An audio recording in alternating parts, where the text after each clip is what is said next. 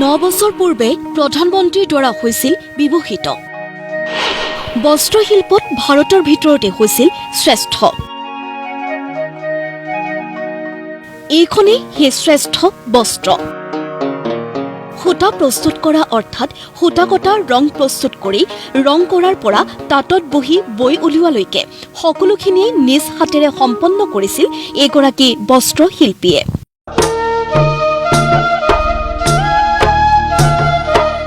তিৱা জনগোষ্ঠীৰ এই প্ৰবীণ বস্ত্ৰশিল্পীগৰাকীৰে নাম লাষ্টি মিথি।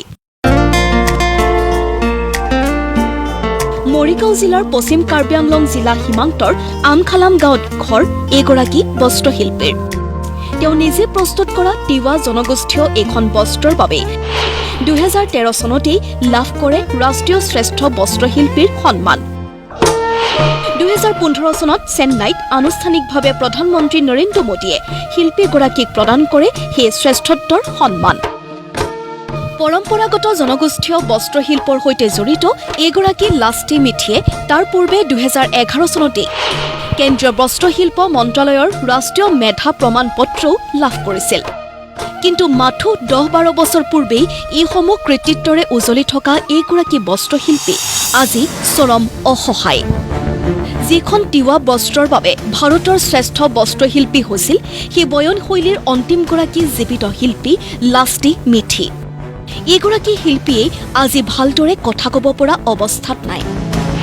ঘৰত খাবলৈ চাউল নাই বুলি কৈ ভাগি পৰিল কান্দোনত। আপুনি অনুৰোধ কি কৰিব? অনুৰোধ কৰিম চৰকাৰৰ ফালৰ পৰা কিবা এটা ঘৰ খোজ কাঢ়িব নোৱাৰো, একেবাৰে নোৱাৰো আৰু খোজ কাঢ়িব। চাউল নাই। চৰকাৰে আপোনাক এতিয়ালৈকে সাহায্য বা আপোনাক চোৱা নাই?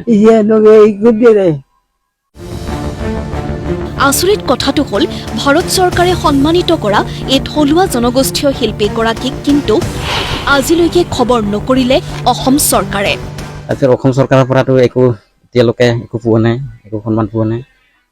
নিজে বৈ নিজে সূতা কাটি ৰং চং কৰি নিজে কম্পিটিশ্যনত পঠাইছিলে আৰু সেইকাৰণে তেখেতক নেশ্যনেল এৱাৰ্ড দিয়া হৈছিলে। লা দি কৰে, তাৰপিছত আৰু এই গছৰ ছাল দি এইবিলাক দি ৰং কৰে।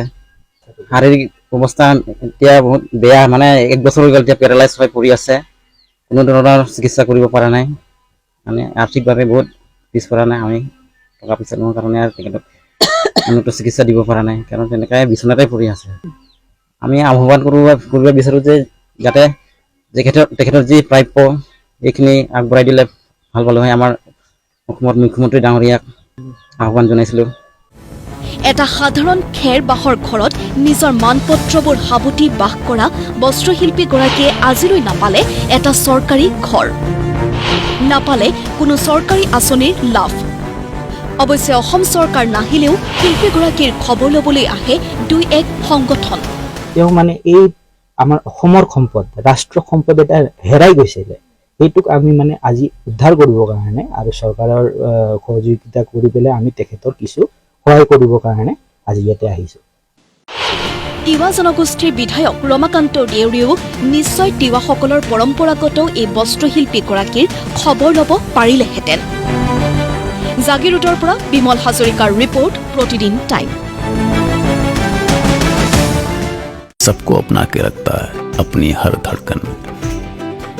जब घर बनता है हेल्दी सीमेंट से, अमृत सीमेंट, सुनो अपने घर की धड़कन।